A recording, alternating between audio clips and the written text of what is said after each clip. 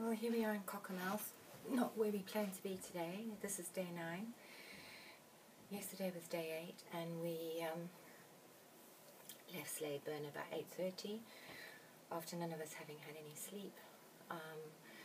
The boys had a snorer in their dorm, and I had a family that arrived about 11:30 at night with a small child, and they were chatting and playing with the child until about 2 o'clock in the morning. Eventually I banged on the wall and they said, "Yes, hello, come in."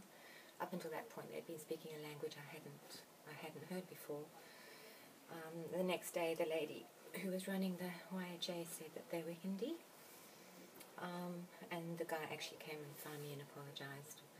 We headed out using Terry's Google Maps, which was really amazing, and we went up through a field, and then we had to stop because we had a standoff with a whole herd of cows with their babies. And we hung around in the pouring rain waiting for them to back off, and they didn't. So we didn't want to risk going through the field and being killed by cows. Fancy that. Headed back down, 4 miles back down the mountain, found a guy who was fixing tractors, and he phoned the farmer. Farmer didn't pick up the phone. Long story short, we had to head back through Sladeburn, up more mountains.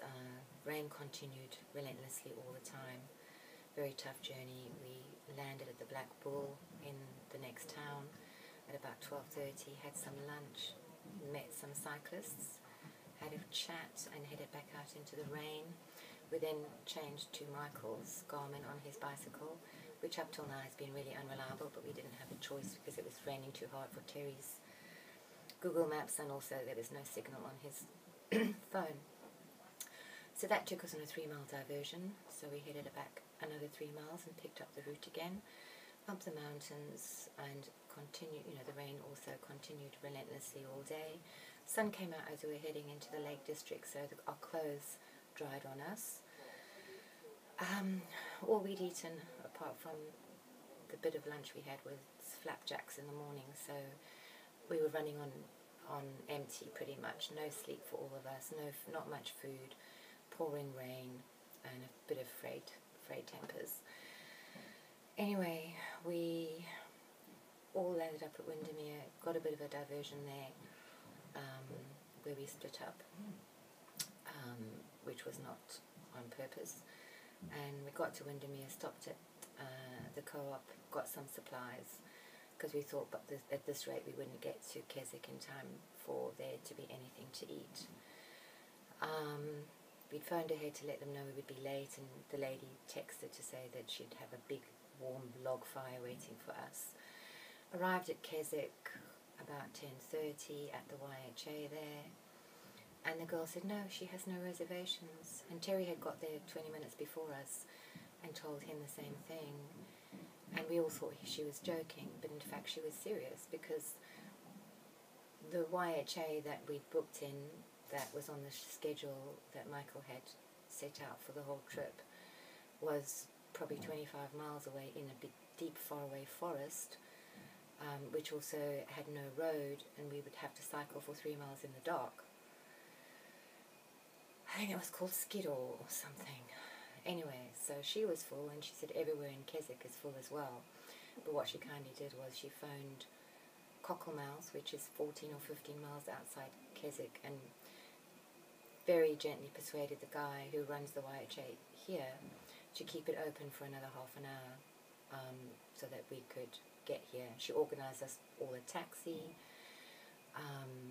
and here we are. So we're going to be heading out.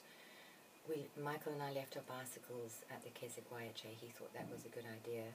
Terry's bicycle is here, so we're waiting for the taxi driver to come back, and then he's going to hopefully take Terry's bicycle in the cab, and me and Michael can pick up our bicycles from the Keswick YHA. A lot of pressure, a lot of tension.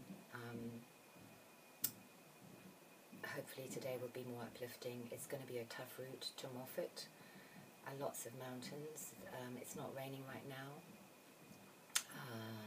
Putting back on wet clothes. But I guess it's onwards and upwards. My lady garden is not too good. I disposed of my socks about 3 days ago. because the seams, even though they're cycling socks, the seams are rubbing on my toes and they were giving me cramp.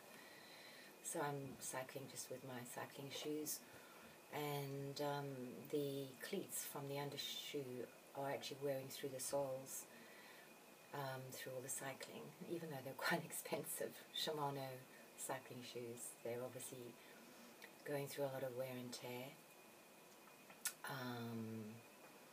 That's pretty much it. There's absolutely no signal at this hostel. There was no signal at the hostel yesterday. So communication is down to very little at the moment. Hopefully when we're on the road we will get more communication. This hostel is very much like an old-fashioned hostel, I would imagine. I'm in an 12 bunk dorm, and there was a nice girl here last night who had put a chair in front of the door because she was the only girl here, and she's around here bird watching, and she left this morning and she was going to give me and Michael a ride into Keswick to pick up our bikes, but I didn't want to do that because her car was small, and how would Terry get back to Keswick? So hopefully the taxi driver will be able to take Terry and his bicycle and me and Michael. There obviously is quite a bit of dissent regarding the location of the YHA and why it's 15 or 20 miles away from Keswick, and why on earth it would have been put on the list for accommodation. So there's a bit of a standoff